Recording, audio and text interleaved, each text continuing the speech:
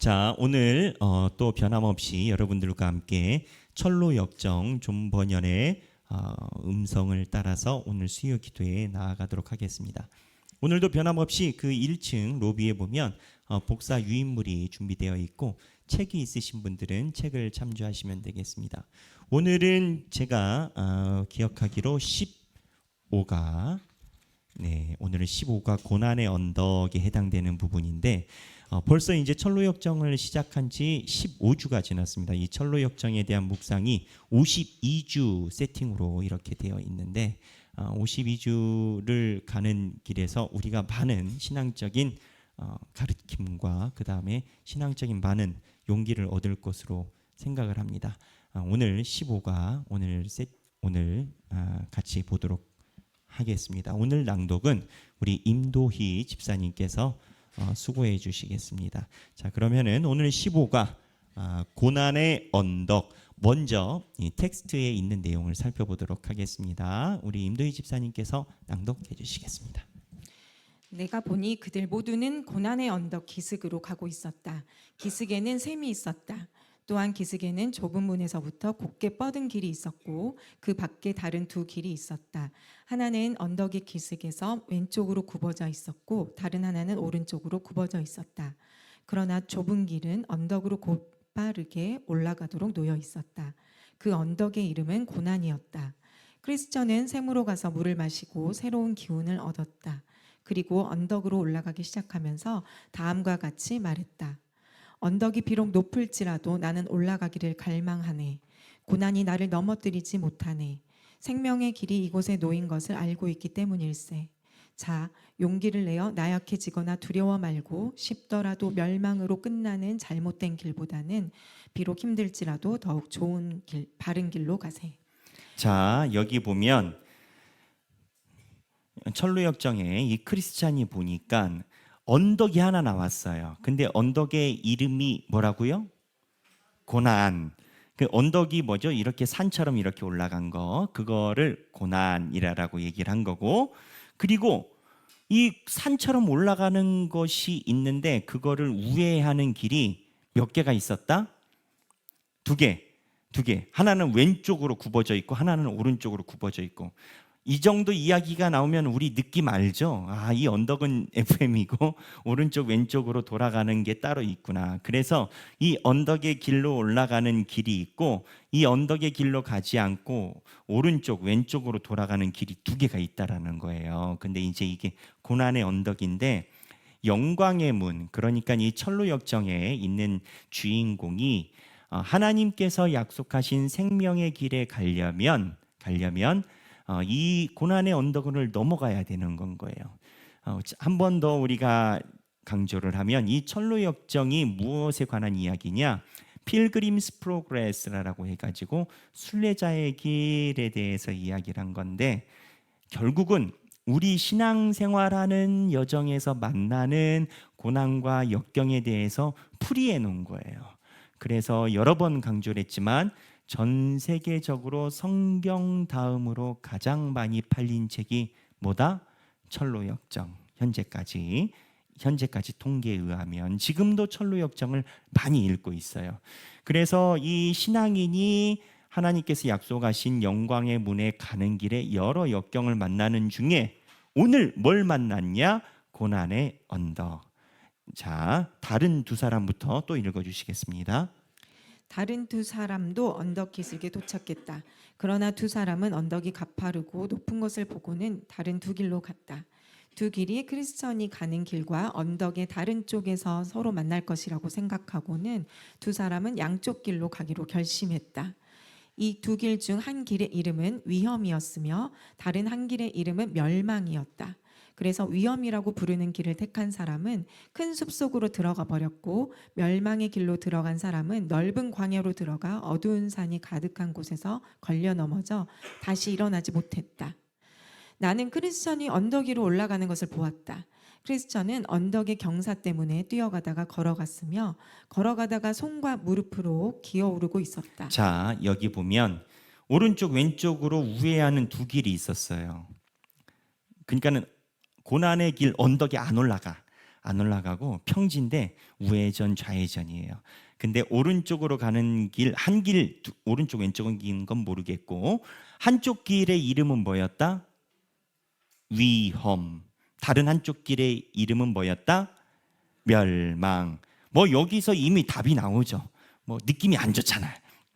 그래서 크리스찬은 멸망과 위험의 길 오른쪽 왼쪽으로 가는 다른 사람을 발견하게 된 거죠. 그 다른 사람 두 사람이 언덕을 안 올라가고 이쪽으로 빠졌어요.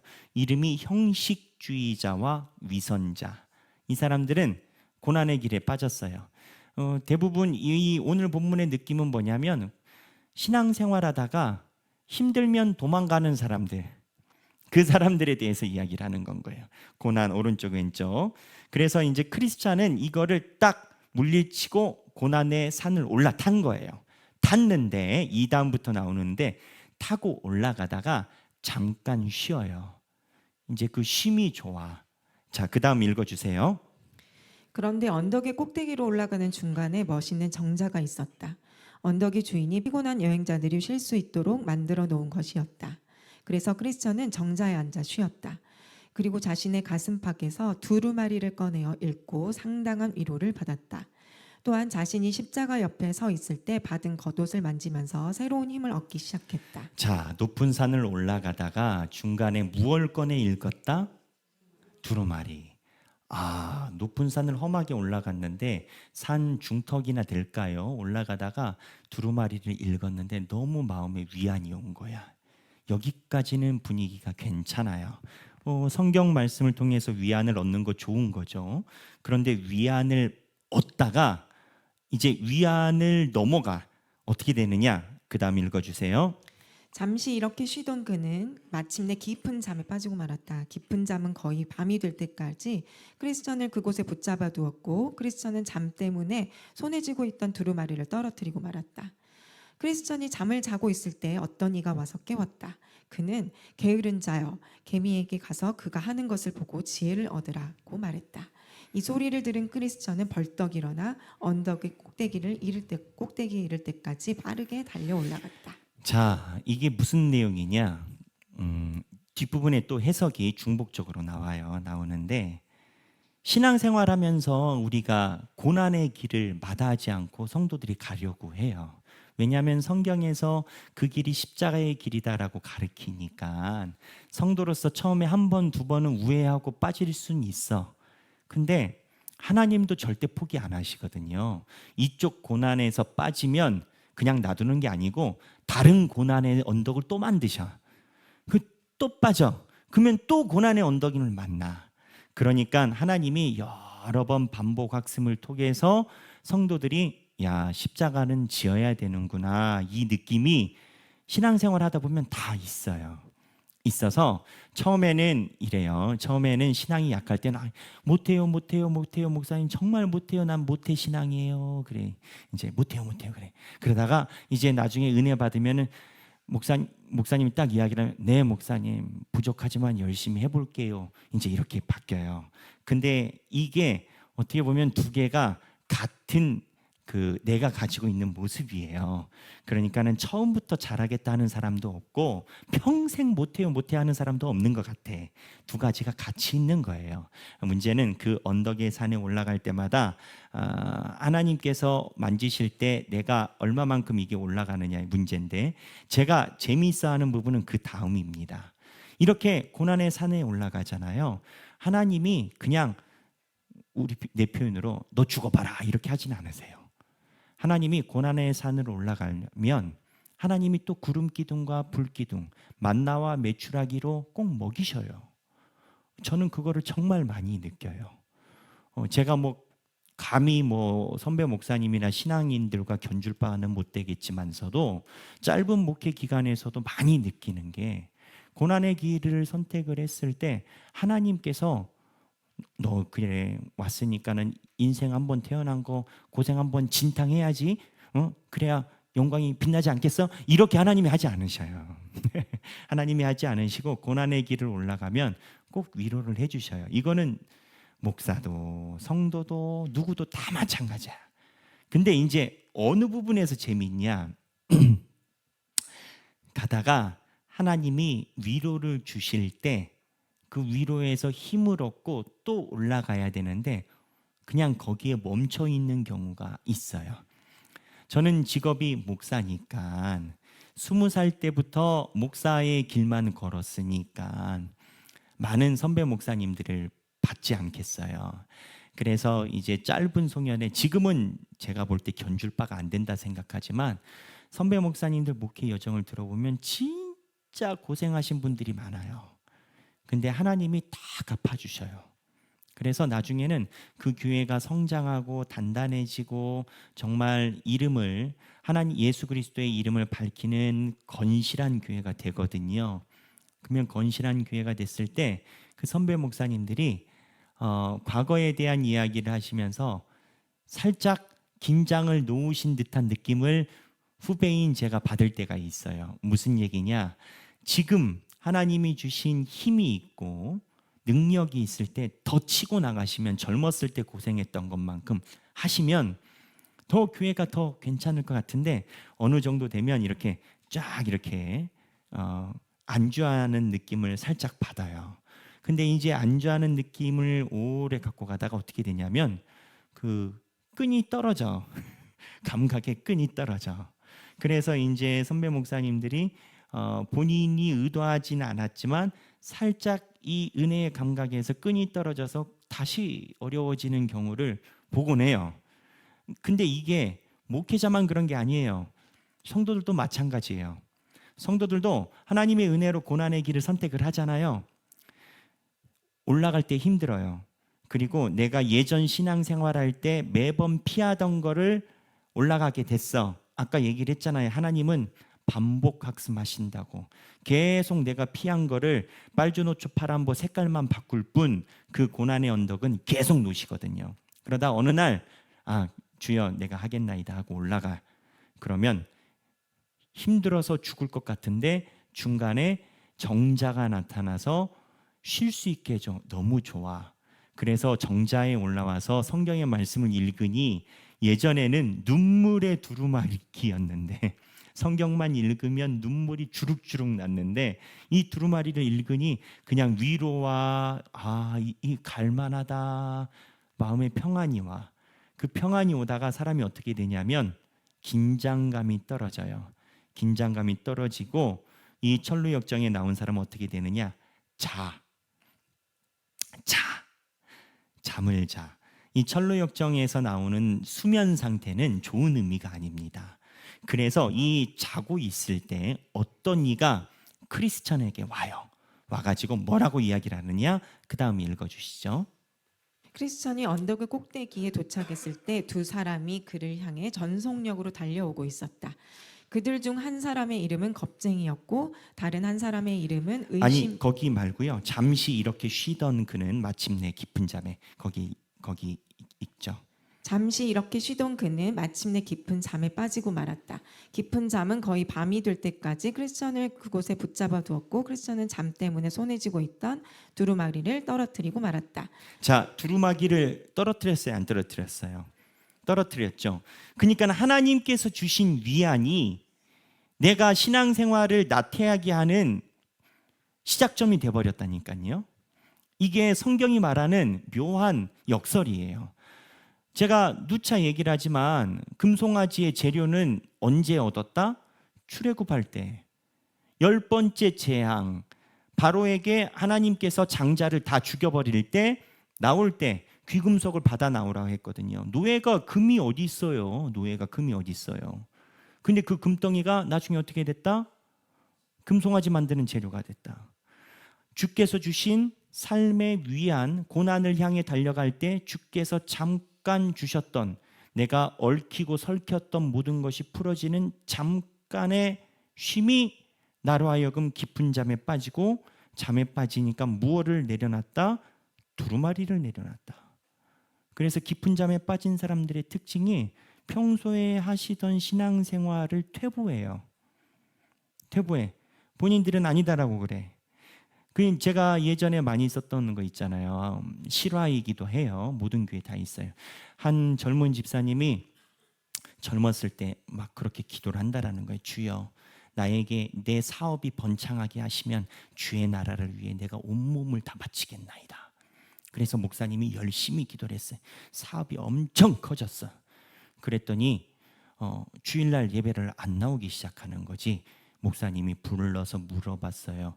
아니 집사님, 예전에는 예배를 주일 성수를 잘 하셨는데 왜 안 오십니까? 했더니 아유 목사님, 제가 사업이 커지니까 바이어도 좀 만나야 되고 골프도 1년에 꼭 그날 잡네요. 4명이 한 짝이 돼가지고 나가서 쳐야 되는데 이게 다 거래처라 이거를 해야 또 우리 회사가 또 괜찮고 해서 부득불 그래도 목사님 헌금은 잘 할게요. 뭐 이런 느낌. 그래서 결국은 이제 그러다가 나중에는 모든 것이 이제 뒤로 돌아가요. 이건 모든 교회에 다 그 사례가 있어요. 우리 교회는 신생교회라 4년밖에 안 돼서 이러한 사례가 아직 없는데 모든 교회는 다 이런 사례가 있어요. 그래서 얘기를 한 게 나중엔 어떻게 됐냐? 젊었을 때는 힘들 때는 주님의 교회 와가지고 그렇게 섬기고 주여 내가 능력만 되면 하나님 나라를 위해서 이러더니 하나님께서 축복 주셔가지고 정말 세상에서 사람들이 그냥 고개를 절레절레 흔들 만큼의 성공을 이루고 나니까는 주일날 한 번 오는 게 그렇게 힘들어지네.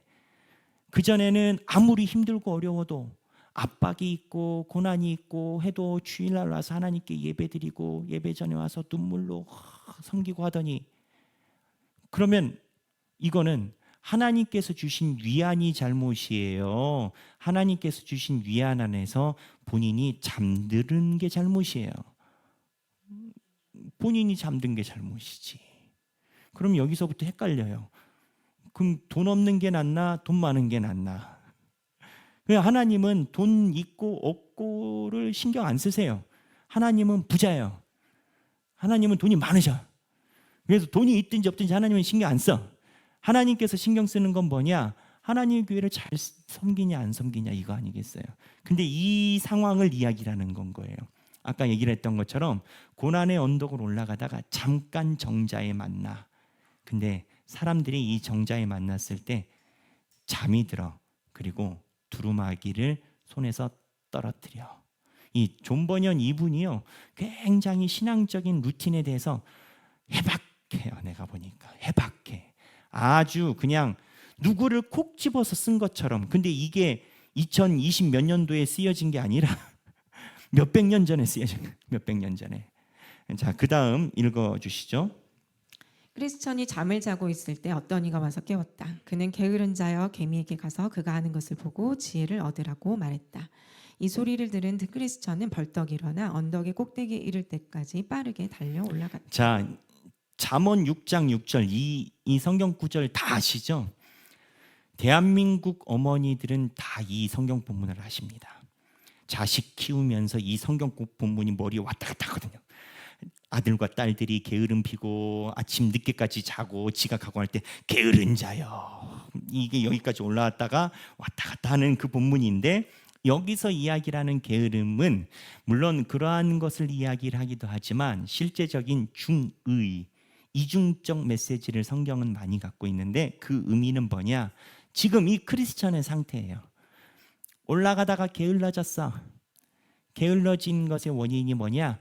정자를 만난 거야. 그 정자는 고난을 도와주려고 하나님이 만들어준 건데, 거기서 그냥 돗자리 깔고 옷 벗어 제끼고 자버린 거야. 하나님이 인생에서 아직 다 가지도 않았거든요. 우리가 신앙을 가지고 하나님께 고난의 순간에 매달리면 하나님이 꼭 구름 기둥과 불 기둥으로 지켜주세요. 본인들이 다 고백해. 목사님이 가스라이팅 하는 게 아니고 그런 과정을 겪으신 분들은 본인들이 고백해. 왜? 자기들이 잘 알거든. 하나님께서 개입하지 않으시면 이러한 고난을 헤쳐나가기가 너무 힘든 걸 알거든. 너무 희한하게 여러 가지 경우의 수가 맞아줘야 되는데 이게 기막히게 맞아줘서 내가 죽을 뻔하다가 살아났거든. 본인들이 알아요. 그런데 그 시절이 오면 정자에서 자다가 두루마기를 놓쳐버려. 그럼 잠언이 나타나요. 게으른 자요. 이제 그 상황이에요. 자, 크리스천이 읽겠습니다. 크리스천이 언덕 꼭대기에 도착했을 때 두 사람이 그를 향해 전속력으로 달려오고 있었다. 그들 중 한 사람의 이름은 겁쟁이였고 다른 한 사람의 이름은 의심이었다. 크리스천이 그들에게 말했다. 선생님들 무슨 일입니까? 당신들은 반대 방향으로 달려오고 있습니다. 겁쟁이, 우리는 시온성으로 가는 중이었는데 위험한 장소에 이르렀습니다. 우리가 더 앞으로 가면 더 큰 어려움을 만날 것이기 때문에 돌아서서 오던 길로 다시 돌아가는 중입니다. 의심, 맞아요. 바로 우리 앞에 사자 두 마리가 길에 누워 있었습니다. 사자들이 잠을 자고 있는지 깨어 있는지 알 수 없었고 생각할 수도 없었지만 우리가 가까이 접근하면 우리를 갈기갈기 찢어버릴 것만 같았습니다. 크리스천, 당신들은 나를 두렵게 만드는군요. 그러나 안전하게 지나가려면 어디로 가야 합니까? 만약 내가 내 고향으로 돌아간다면 불과 형벌을 위해 예비된 그곳에서 나는 확실히 죽을 것입니다. 그러나 만약 내가 천성에 이를 수만 있다면 확실히 나는 그곳에서 안전할 것입니다. 나는 반드시 위험을 무릅쓰고 나아가야 합니다. 되돌아가면 오직 죽음뿐입니다. 앞으로 나아가면 죽음의 두려움이 있지만 그 너머에 영원한 생명이 있습니다. 나는 앞으로 나아갈 것이요. 결국 의심과 겁쟁이는 언덕 아래로 뛰어내려갔고 크리스천은 가던 길을 계속 갔다. 자, 이게 무슨 얘기냐? 중간에 고난의 산을 올라가다가 정자에서 쉬다가 낮잠 자다가 누가 나타나가지고 깨웠어. 게으른 자여, 일어났어. 그래서 올라가려고 산에 올라가는데 올라가려는 방향에서 두 명이 내려오는 거예요. 그게 누구랑 누구? 겁쟁이와 의심. 그러면 이 사람들이 위에서 내려왔다는 소리는 이 사람들이 위에로 올라갔다 안 올라갔다? 올라간 거죠. 근데 끝까지 갔다 안 갔다? 끝까지 안 가고 내려온 건 거죠. 그래서 뒤에 해설에 보면 우리 좀 이따 보겠는데 정신을 다 차리고 두 번째 산을 올라갈 때, 그러니까 두 번째 정자에서 일어나서 올라갈 때 그때 만나는 위기가 뭐냐? 가던 길을 되돌아오는 사람을 만날 때가 위기라라고 해요. 그러니까 나중에 민수기를 설명을 하는데 이스라엘 백성들이 광야를 가다가 처음에 오른쪽 왼쪽으로 빠진 사람, 위선자하고 형식주의자는 이 사람들은 같이 고난의 길을 가진 않았어. 그런데 가던 길을 되돌아오는 사람들은 자기들만 두려움에 빠지는 게 아니라 내려오면서 올라오는 사람들을 싹 끌고 내려가려고 그래. 그래서 이 사람들에 의해서 끌려 내려가면 끝인 건 거예요. 근데 크리스천은 소신을 가지고 당신들은 내려가시오, 나는 올라가겠소, 이렇게 한 건 거예요. 그 신앙에서 주는 유비, 비유가 대단하지 않습니까? 우리가 성경에 보면 어린아이를 실족해 하면 목에 무엇을 메고? 역시 대단하십니다. 연자맷돌. 연자맷돌 우리는 어르신들은 아실 거 아니에요. 옛날에 콩 같은 거 이렇게 믹서기, 자연산 믹서기, 돌. 생각해 보면 지금은 버튼 하나로 그냥 맹 이러는데 그 시대에 우리 어머님들은 이 체력이 보통이 아니었던 거예요. 돌덩이를 그냥 이렇게 해가지고 갈아가지고 어머니의 상이 달랐던 거지, 돌덩이로. 근데 이제 그 연자맷돌을 목에다 매달고 죽어야 되는 이유가 뭐냐? 어린아이 하나를 실족했는데 본문의 해석은 어린아이는 믿음이 연약한 자고 실족은 시험에 들게 하는 자예요. 그러니까 믿음이 약한 자를 시험에 들게 하는 자는 차라리 죽는 게 낫다. 왜? 형벌이 크니까. 이제 그렇게 예수님이 얘기를 하신 거예요. 원래 본문은 어린아이만 피하면 되겠네 하는 게 아니라 믿음이 약한 자에게 그냥 직설적으로 얘기를 하면 본인만 시험 들면 될 것을 꼭 명분 삼는다고 본인이 주변에 있는 사람들 입을 털어. 그러면 입을 털었을 때 누가 걸리는 줄 알아요?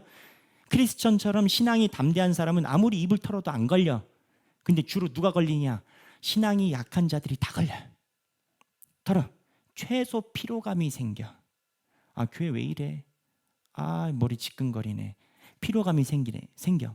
그래서 본인이 털어가지고 끌어내리면 연자맷돌로 죽는 게 낫다라고 예수님이 하신 게 믿음에 대한 시험이거든요. 근데 여기 존 버년도 올라가다가 위에서 내려오는 사람이 있어요. 내려오는 사람 2명이 있는데 그 겁쟁이와 의심쟁이가 크리스찬에게 입을 터는데 크리스찬이 이거를 같이 입을 섞냐 안 섞냐? 안 섞어. 안 섞고 크리스찬은 나는 그 길로 가면 죽는다. 그래서 나는 올라간다. 이 상황인 건 거예요.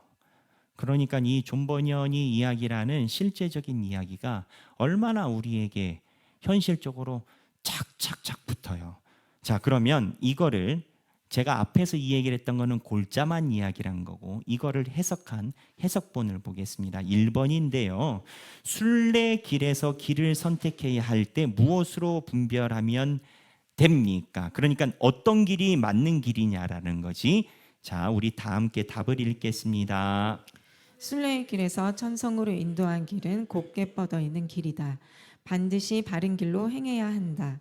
그 길이 험하고 어렵게 보일지라도 그 길을 택해서 가야 한다. 네, 그 길은 반듯하게 뻗어 있는 길이어야 한대요. 뭔가 굽어치는 것은 바르지 못하다라는 거야.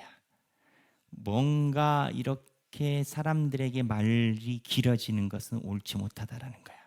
자, 2번. 고난의 언덕을 오르기 전 마신 샘물은 무엇을 의미합니까? 자, 답을 한번 읽겠습니다. 다 함께 읽겠습니다. 성도가 고난을 받기 전에 하나님께서 성도로 하여금 고난을 견디어 낼 수 있도록 먼저 베푸시는 은혜를 의미한다. 따라서 성도가 고난을 피하는 것이 하나님의 뜻이 아니라 고난을 견디어내는 것이 하나님의 뜻이다. 사도 바울은 고난을 피하여 예루살렘으로 말라는 형제들의 권고를 듣지 않았다. 그는 주 예수 이름을 위하여 결박당할 뿐만 아니라 예루살렘에서 죽을 것도 각오하였다. 성도가 가운데에 보면 밑줄 짝입니다. 성도가 고난을 피하는 것이 하나님의 뜻이 아니라 고난을 견디어내는 것이 하나님의 뜻이다. 여기서 무슨 각설이 필요하겠습니까? 그렇죠. 3번 순례길 가운데 고난의 언덕이 있는 이유는 무엇입니까? 그러니까 우리 그런 생각하죠. 왜 고난의 언덕이 있나? 답을 보겠습니다. 시작. 하나님의 진정한 성도는 모두 고난의 언덕을 통과해야 한다. 하나님은 고난의 언덕을 통과하는 우리를 더욱 낮추어서 오직 은혜만을 의지하는 자로 훈련하신다. 한편으로 이것은 순종하는 자와 순종하지 않는 자를 구별해내시는 작업이다.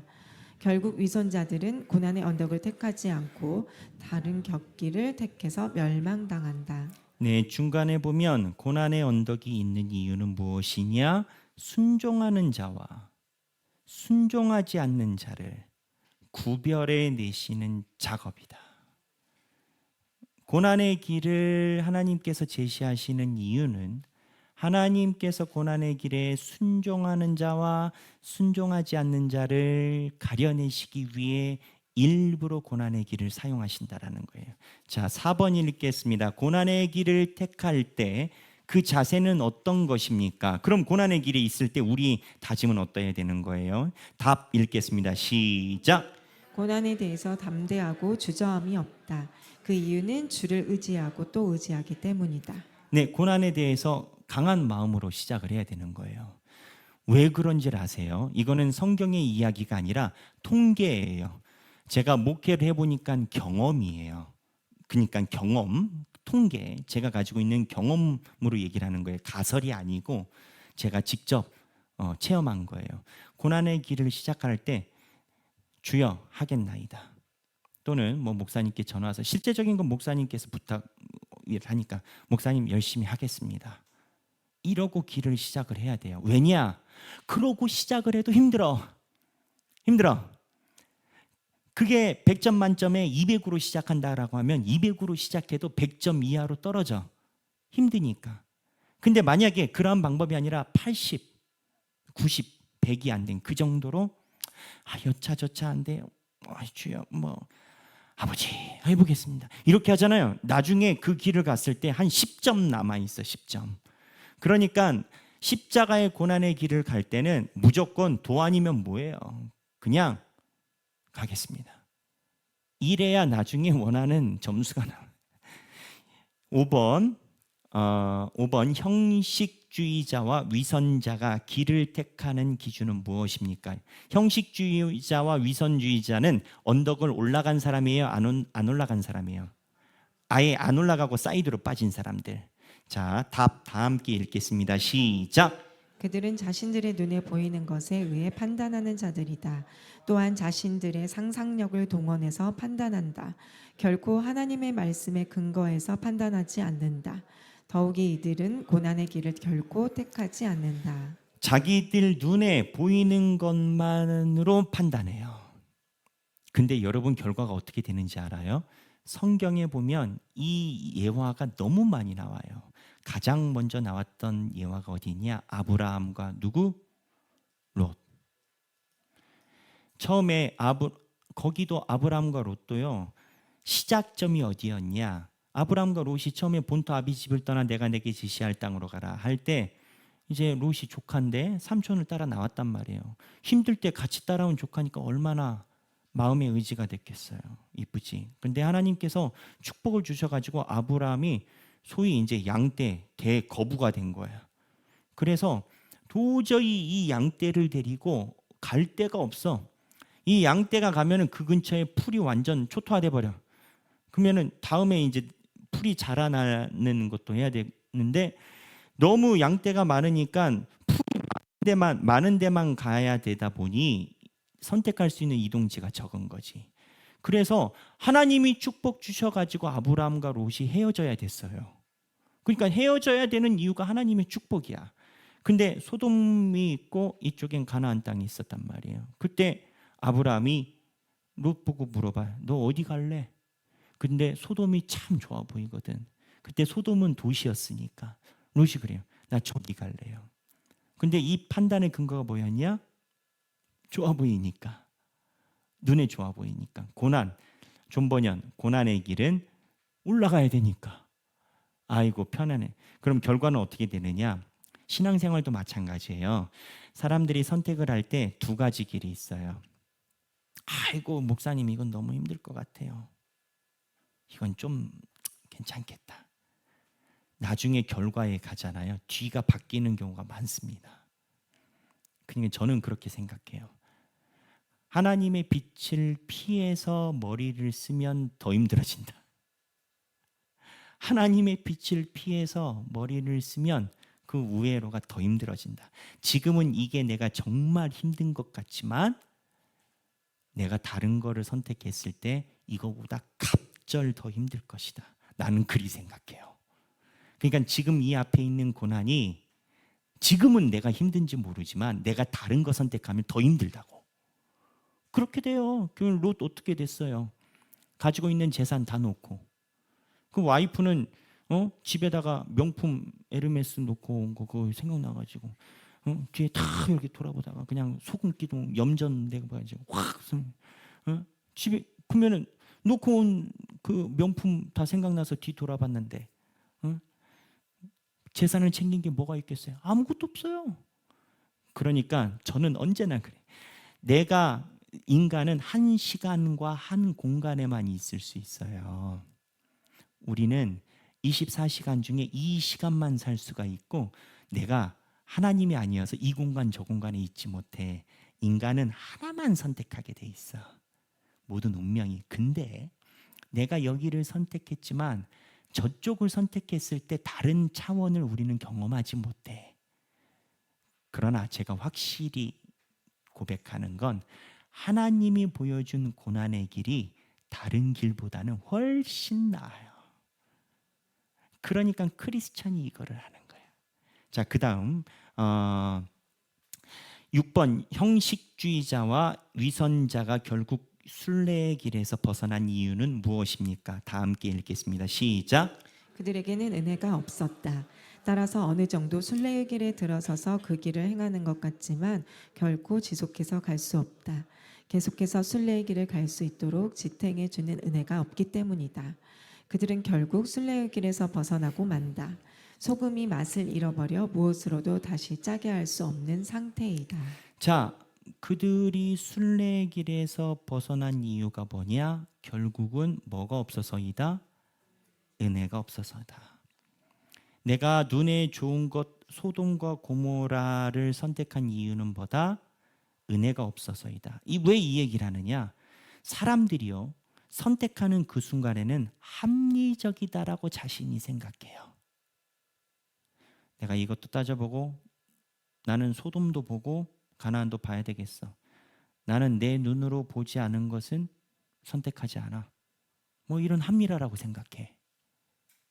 그런데 실상은 롯이 소돔도 보고 고모라 가나안 소돔 고모라도 보고 가나안을 보고 자기가 보기에 좋은 곳으로 선택한 것 같지만 성사학자들이나 존 버년이 볼 때는 자기가 실리적으로 예측적으로 논리적으로 여러 가지 이성적으로 좋은 거를 선택했다라고 생각할지 모르나 사실은 은혜가 그걸 이기지 못한 거예요.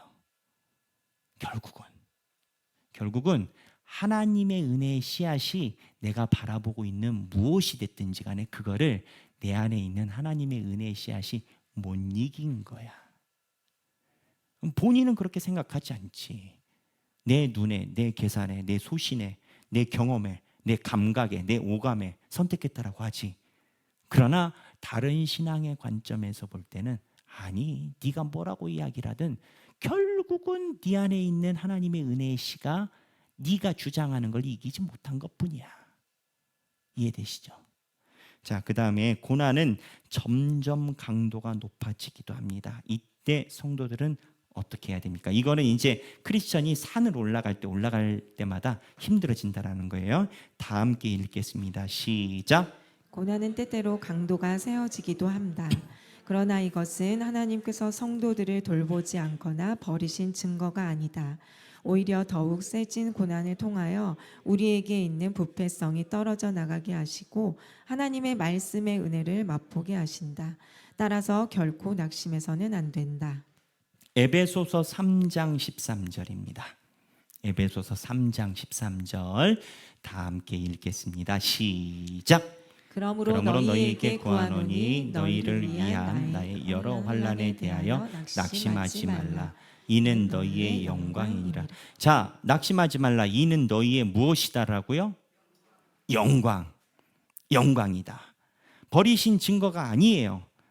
하나님은 고난을 통해서 우리에게 영광을 주신다라는 거예요. 자, 8번 보겠습니다. 고난 가운데 때로는 우리에게 무엇이 있습니까? 답 다 함께 읽겠습니다. 시작. 고난 중간에 반드시 하나님의 위로가 있다. 하나님께서 성도들이 고난을 견디어낼 수 있도록 고난 가운데 그들을 위로하시는 것이다. 그래서 성도들은 끝까지 고난을 견디어내며 그것을 통한 유익을 얻게 된다. 하나님이 고난 중에 그냥 너 고생 좀 해봐라 하고 놔두지 않으신다라니까요. 하나님께 기도하면 분명히 하나님께서 역사 보호하세요. 고린도후서 1장 4절에서부터 6절 다 함께 읽겠습니다. 시작. 중에서 우리를 위로하사 우리로 하여금 하나님께 받는 위로로서 모든 환난 중에 있는 자들을 능히 위로하게 하시는 이시로다. 그리스도의 고난이 우리에게 넘친 것 같이 우리가 받는 위로도 그리스도로 말미암아 넘치는도다. 우리가 환난 당하는 것도 너희가 위로와 구원을 받게 하려는 것이요 우리가 위로를 받는 것도 너희가 위로를 받게 하려는 것이니 이 위로가 너희 속에 역사하여 우리가 받는 것 같은 고난을 너희도 견디게 하느니라. 그림자가 길다라는 얘기는 여러분 잘 생각해 보세요. 밤에는 그림자가 있어요, 없어요? 없어요. 왜? 어두우니까. 그림자가 길다라는 얘기는 무엇 얘기를 하느냐? 빛이 밝다라는 얘기예요. 그렇죠? 지금 저희 교회도 뭐 대단한 건 아니지만 강대상에 있는 조명이 그림자의 사각을 없애려고 나름 촘촘하게 배열을 한 거거든요. 빛은 그림자가 있기 마련이에요. 내 고난이 길다라는 얘기는 나를 영광을 주려는 하나님의 빛이 강하다라는 걸 알아야 돼요. 그러할 때 내 고난이 영광으로 보이는 거예요. 9번, 고난 가운데 위로 받을 수 있는 수단은 무엇입니까? 다 함께 답을 읽어보도록 하겠습니다. 시작. 구원의 은혜와 함께 은혜 언약을 기억하는 것이다. 하나님은 우리를 반드시 천성으로 인도하신다. 또한 그 어떤 어려움과 고난도 우리를 하나님으로부터 분리시킬 수 없다. 언약의 근거는 우리를 위해 죽으신 그리스도의 사랑이기 때문이다. 이건 이렇게 생각을 해봐야 돼요. 내가 너무 힘들어요. 뭘로 버틸 거예요? 세상 사람들은 그 얘기를 합니다. 그냥 우스갯소리로, 야, 사람은 나를 배신해도 돈은 나를 배신 않더라. 예능 프로에 많이 나오는 얘기예요. 웃으면서. 사람은 나를 배신해도 돈은 나를 배신하지 않더라 라고 얘기를 해요. 그게 정답일까? 네. 그러니까는 무언가 상황에서 내가 의지할 뿌리가 있어야 된다는 거예요. 하나님의 일을 하다가 힘들어요. 여러분 뭘로 버틸 거예요? 대부분 사람들이 이 버티는 거를 무엇로 버티느냐를 세팅을 잘해야 돼요. 잘못하면 넘어져요. 힘들 때. 대부분의 사람들은 나의 고집과 소신을 믿음과 혼동합니다. 나의 고집과 소신과 믿음은 다른 거예요. 그러면 믿음으로 우리는 버텨야 되는 건데 어떠한 믿음으로 버티냐? 로마서 8장 38절 다 함께 읽겠습니다. 시작. 내가 확신하노니 사망이나 생명이나 천사들이나 권세자들이나 현재일이나 장래일이나 능력이나 기쁨이나 다른 어떤 피조물이라도 우리를 우리 주 그리스도 예수 안에 있는 하나님의 사랑에서 끊을 수 없으리라. 그 어떠한 것도 어떠한 고난도 나를 하나님의 사랑에서 끊을 수 없다라는 그 신앙에 입각한 신앙이 고난을 견디게 하지. 나는 이거보다 더 힘든 것도 견뎌냈어. 쓰러지지 않을 테야. 나를 무시했네. 내가 그 정도로밖에 안 보였나 보지. 버틸 테야. 아무 소용없어요, 여러분. 아무 소용없어요. 아무 소용없어요. 또 그런 식으로 믿음의 고난을 당면하잖아요. 하나님이 그거 꺾으려고 정말 눈 돌아가게 힘들게 만드세요. 목사님, 저는 그런 적 없던데요. 그럼 그렇게 살아봐요. 하나님께서 경험을 하게 해주시나 안 해주시나. 결국 고난 중에서 나를 버티게 하는 것은 사람은 나를 배신해도 돈은 나를 배신하지 않는다. 그게 아니에요. 성경 말씀에 있어서 어떠한 것이라도 하나님의 사랑에서 나를 끊을 수 없다. 왜?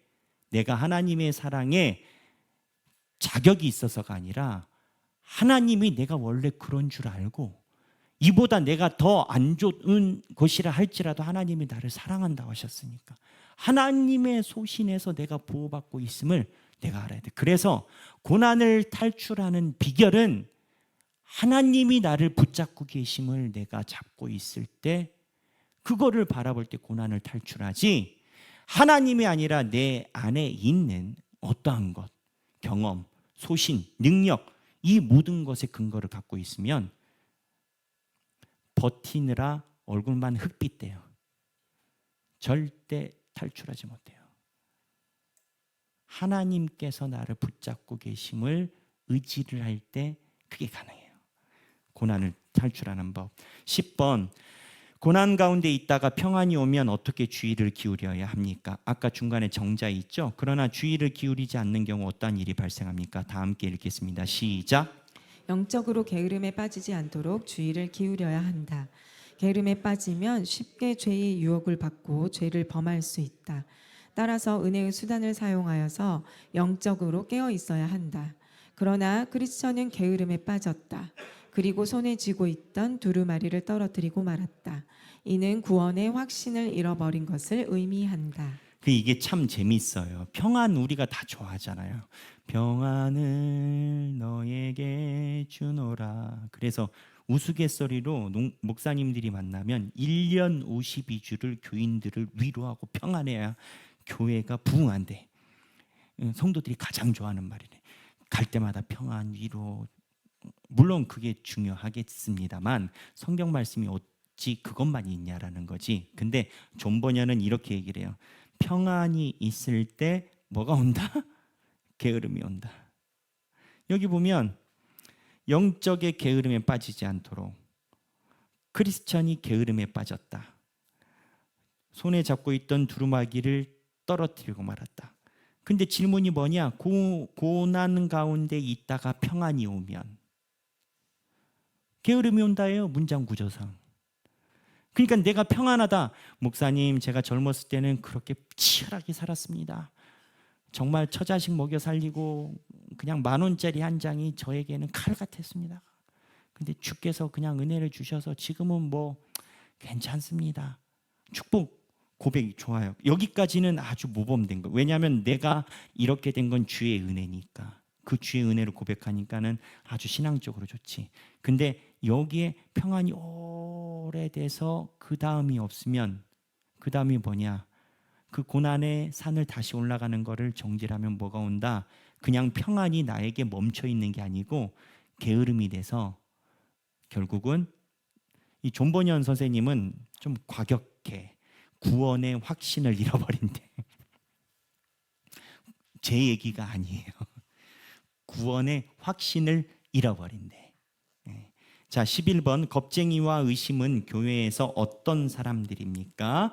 답 다 함께 읽겠습니다. 믿음의 수고를 싫어하고 결국 그것을 감당하기 싫어서 불평하는 자들이다.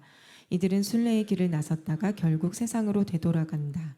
그 이유는 그 심령의 은혜가 없기 때문이다. 자, 잠깐 보세요. 이 겁쟁이와 의심은 언제 만난 사람입니까? 아까 오른쪽 왼쪽은 누구였죠? 산에 안 올라간 사람? 형식주의자와 위선자. 근데 정자에서 쉬었다가 올라가는데 위에서 내려오는 두 사람이 있었어요. 그 사람이 누구냐? 겁쟁이와 의심. 근데 이 사람들은 결국 은혜가 없다라는 거예요. 그러니까는 존 버년이 매우 성서적이에요. 이 사람들은 겁이 나서 내려왔거든요. 근데 존 버년과 성서를 보는 목회자들은 겁이 나서 내려왔다라고 보지 않고 은혜가 그 겁을 못 이긴 거예요. 은혜가 못 이기니 겁이 살아있는 거예요. 아까 소돔과 고모라 본인들이 볼 때 타산적으로 맞을 때 눈에 보이기에 좋은 거를 선택했다라고 이야기를 하지만 얘기를 하잖아요. 아니다라는 게 관점이 마음속에 있는 은혜가 당신의 이해타산 논리를 이기지 못했다라는 거예요. 당신 안에 믿음의 은혜가 떨어졌기 때문에 적에 살아났다. 이 구조를 존 버년이 계속 가지고 있어요. 근데 이 겁쟁이와 의심에 문제점이 있어요. 이 사람들은 여기로 안 끝나. 그런데부터 다 함께 읽겠습니다. 답이에요. 11번 답 아까 그 다음에 그런데 시작. 그런데 문제는 겁쟁이와 의심과 같은 자들로 인하여 믿음이 연약한 자들이 유혹을 받아서 두려워하고 의심하는 일들이 일어나는 것이다. 자, 이게 어떠한 현상이라고 얘기를 했냐? 예수 그리스도가 이야기한 어린아이를 실족해 하는 현상이 이 현상이에요. 우리가 가끔 그 얘기를 하잖아요. 죽으려면 자기만 죽지 왜 다른 사람 자꾸 죽냐? 근데 사람이 그래. 왜 그러냐면 제가 가만히 보니까 이렇게 미혹에 빠진 사람들은 본인이 미혹이 아니라 명분을 찾게 돼 있어. 사람의 본성이 그런 것 같아. 그러다 보니 본인의 명분을 위해서 지속적으로 노력해요. 그리고 여러분 그거 아셔야 됩니다. 처음에는 크리스찬 있잖아요.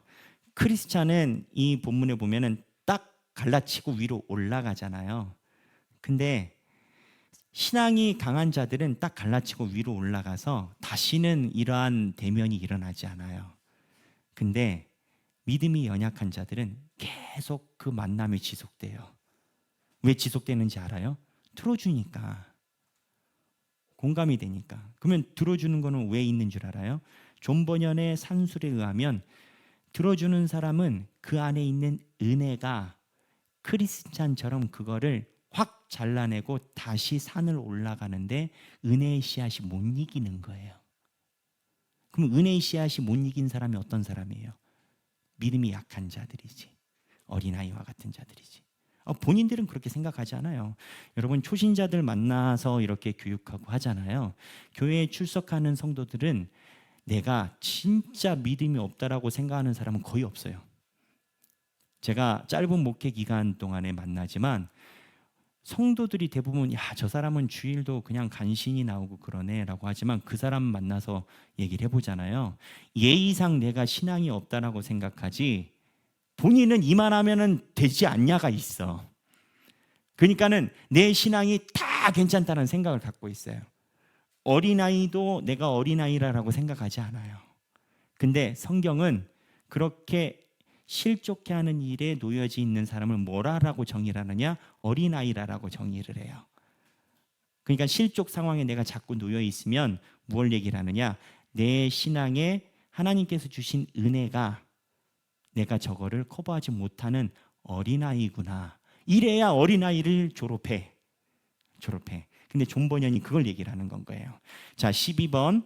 크리스천에게 두려움과 걱정이 찾아든 원인은 무엇입니까? 자, 다 함께 읽겠습니다. 게으름으로 인하여 죄에 빠졌으며 또한 구원의 확신을 잃어버렸기 때문이다. 그래서 앞에 있는 위험에 대해서 두려워하고 걱정하였다. 자, 크리스천이 위에 올라가다가 두려움과 걱정이 왔댔잖아요. 근데 두려움과 걱정이 왜 왔냐고, 중간에 올라가다가 정자에서 게으른 자여가 됐기 때문에 온 거예요. 그래서 여기서 이야기를 하는 게 크리스천에게 두려움과 걱정이 온 이유가 뭐냐? 구원의 확신을 잃어버렸기 때문에 두려움이 왔다라는 거예요. 그러니까 존 버년은 아주 일관성이 있어요. 세상에서 뭐가 됐든지 간에 내가 이성적이든 논리적이든 아까 얘기를 했었던 실리주의자들 보기에 실리주의가 됐든 두려움이 됐든 걱정이 됐든 그냥 머리를 싸매고 있든지 간에 그 현상이 왜 일어나느냐? 존 버년은 각자 사람에게 뿌려진 하나님의 은혜의 씨가 그걸 이기지 못하니까 일어나는 거라는 거예요. 어차피 밭에서 가라지도 다 있는 거예요. 예수님이 그러잖아요. 밭이 있었어요. 하나님이 씨앗을 뿌려요. 근데 그 안에 가라지 있다 없다? 있지. 근데 농부한테 물어봐요. 가라지 뽑자고 했더니 주인이 뭐라고 얘기를 해요? 괜히 이거 뽑다가 상할까 싶으니까 기다려라. 추수 때 한 방에 다 한다. 우리 마음밭도 그래요. 우리 마음밭도 하나님께서 주신 믿음의 씨앗이 있고 가라지가 같이 있어요. 우리 하길교회가 옛날에 많이 했었던 건 마귀도 지할 일 해요. 마귀도 근태 안 해. 근무태만 안 해. 마귀도 업무에 얼마나 성실하다고. 걔네들은 목숨 걸고 해요. 왜냐면 마지막 날 오면 죽으니까. 그러니까 얼마나 성실하게 하겠어. 그러니까 우리 신앙의 밭에 언제나 가라지를 뿌려. 그래서 이유는 여러 가지야. 두려움이 왔다, 걱정이 왔다, 논리적이다, 이성적이다, 상황적이다, 직장의 여러 가지 문제, 가정의 문제, 학업의 문제, 기타 등 여러 가지다. 근데 존 버년은 뭐라고 얘기를 한다? 한마디로 은혜가 그걸 못 이겨서 그런 거야. 이렇게 이야기를 하는 거예요. 오늘 존 버년의 천루역정의 이야기는 매번 볼 때마다 느끼는 거지만 참 어디서 우리 속마음을 그렇게 잘 알고 우리를 마치 해부해가지고 쓴 것처럼. 근데 이미 이분은 돌아가셨거든요. 그때도 사람들이 그랬나 보다 이런 생각을 많이 해요. 자, 오늘 임도희 집사님 수고하셨는데 큰 박수로 격려해 주시고, 네, 우리 잠깐 이 시간에 우리 기도를 하면 좋겠습니다. 오늘 존 버년의 천루역정을 나누면서 저도 마찬가지고 여러분도 마찬가지고 혹시 내가 정자에서 쉬어서 손에서 두루마기를 놓친 적은 있었을까? 목사님 얘기를 들어보니까 어린아이는 자기가 어리다라고 생각하지 않는다는데 내가 신앙에 연약했던 것일까? 그럼 어떻게 해야지? 하나님 도와주세요 해야 되는구나. 각자 신앙을 놓고 우리 이 시간에 잠깐 기도하면 좋겠습니다. 기도하겠습니다. 하나님 아버지, 주여, 주께서 우리를 만들어 주시옵소서. 하나님 있게 하여 주시옵소서. 아버지,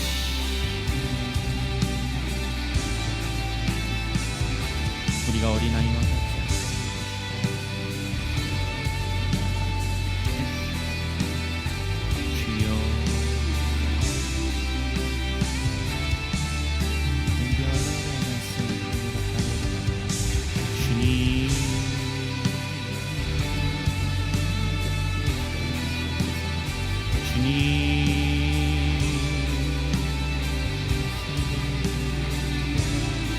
주여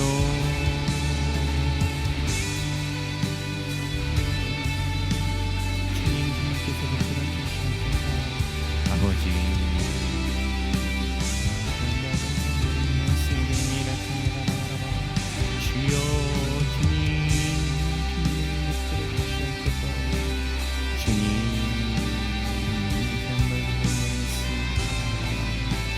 주여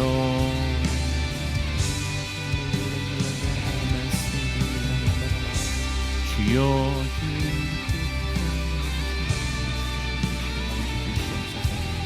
아버지 하나님 내가 두려워하고 걱정하는 하나님을 전적으로 의지하는 하나님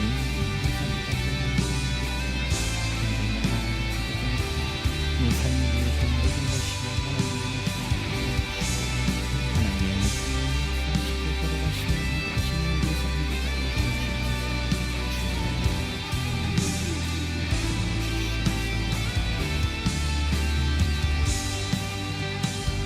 제가 기도하도록 하겠습니다. 하나님 아버지 감사합니다. 오늘 철로의 역정의 존버년의 신앙적인 목소리를 들어보니 우리가 가지고 있는 삶의 문제를 두려워하고 걱정하고 때로는 뒤돌아서 피하고 싶은 그러한 문제들이 하나님을 향한 은혜가 없기 때문이라고 얘기를 합니다. 또한 한편으로는 주께서 잠깐 주셨던 은혜에 안주해서 주께서 잠깐 주신 평안에서 돗자리 깔고 조사원이 하고 누워 있어서 오히려 게으름에 빠진 것이다라고 이야기를 합니다. 주여 우리의 신앙은 괜찮은지요? 주님 우리가 신앙이 약한 자라고 이야기를 할 때 나는 아니겠거니 하는 생각이 우리는 안에 있습니다. 주여 내가 신앙이 약한 자인지 아닌지 되돌아볼 수 있는 지혜를 허락하여 주시고 주님께서 나를 바라보신 눈으로 나를 바라볼 때 아버지께 회개하고 다시 주님의 말씀을 붙들고 일어나서 영광의 그날 영원한 생명을 위해 걸어가는 우리가 되게 하여 주옵소서. 이제는 우리 주 예수 그리스도의 은혜와 하나님 아버지의 극진하신 사랑과 성령님의 감동감화 교통하심이 눈에 보이는 것을 쫓지 않고 머릿속에 계산하는 걸 쫓지 않고 내 소신에 입각한 삶의 태도를 주장하지 않고 하나님께서 나를 인도해 주시는 그 길에 순종함으로 살아가기 원하는 사랑하는 모든 주님의 백성들 머리 위에 지금으로부터 영원토록 함께 계시길 성부와 성자와 성령의 이름으로 간절히 축원하옵나이다. 아멘.